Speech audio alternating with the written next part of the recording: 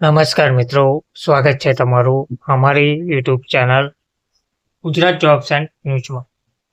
મિત્રો, જૂની પેન્શન યોજનાની લાંબા સમયની માંગને લઈને વધુ એક મહત્વના સમાચાર સામે આવ્યા છે.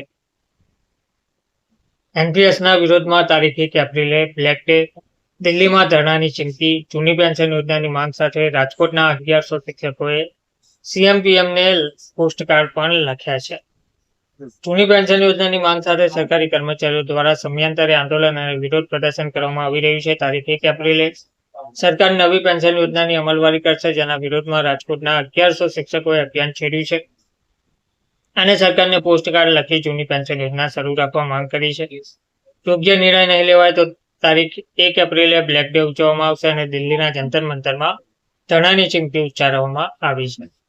નવી સ્કીમ મુજબ શિક્ષકને નિવૃત્તિ બાદ 2000 જેટલું પેન્શન મળે. રાજકોટ મહાનગર પ્રાથમિક શિક્ષક મંડળના પ્રમુખ દિનેશ સસાદિયાએ જણાવ્યું હતું કે રાજકોટ મહાનગર પ્રાથમિક શિક્ષણ મંડળ અને ટીમ ધડજ અંતર્ગત આજે રાજકોટના એનપીએસ કર્મચારીઓ દ્વારા જૂની પેન્શન યોજના લાગુ કરવા માટે ગુજરાત રાજ્યના મુખ્યમંત્રી ભૂપેન્દ્ર પટેલ અને દેશના વડાપ્રધાન નરેન્દ્ર મોદીને પોસ્ટકાર્ડના માધ્યમથી પત્ર લખવામાં આવેલો છે. નેશનલ પેન્શન સ્કીમ લાગુ કરવામાં આવી ત્યારે સરકાર દ્વારા એવું કહેવામાં આવતું હતું કે શિક્ષકોને હજારો રૂપિયા પેન્શન મળશે, પરંતુ હકીકતમાં શિક્ષક ત્યારે હવે નિવૃત્ત થાય છે ત્યારે રૂપિયા 1500 થી 2000 જેટલું પેન્શન મળે છે, જેનાથી તેમનું અને તેમના પરિવારનું ભરણ પોષણ પણ થઈ શકતું નથી.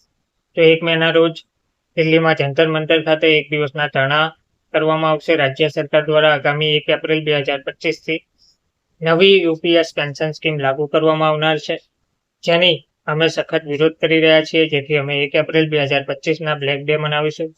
આ સાથે જ રાજકોટ જિલ્લા કલેક્ટરના માધ્યમથી પ્રધાનમંત્રીને આવેદન પણ આપવામાં આવશે. જે બાદ પણ અમારી માંગણી સંતોષવામાં નહીં આવે તો આગામી તારીખ 1 મે 2025ના દિલ્હીમાં જંતર મંતર ખાતે એક દિવસના ધરણા કરવામાં આવશે અને મુખ્યમંત્રી અને પ્રધાનમંત્રીને આજે પોસ્ટકાર્ડ પણ લખ્યા છે અને માંગણી મૂકી છે કે રાજકોટ મહાનગરપાલિકા સંચાલિત નગર પ્રાથમિક શિક્ષણ સમિતિની શાળા નંબર 93 મદદનીશ શિક્ષક તરીકે ફરજ બજાવતા નરેશ મહેતાએ જણાવ્યું હતું કે વર્ષ 2005થી સમગ્ર ભારતમાં નવી પેન્શન યોજના લાગુ કરવામાં આવેલી છે. ત્યારથી અમારા સહિત દરેક સરકારી કર્મચારીઓની એવી માંગણી છે કે જૂની પેન્શન યોજના ફરી લાગુ કરવામાં આવે. ધન્યવાદ.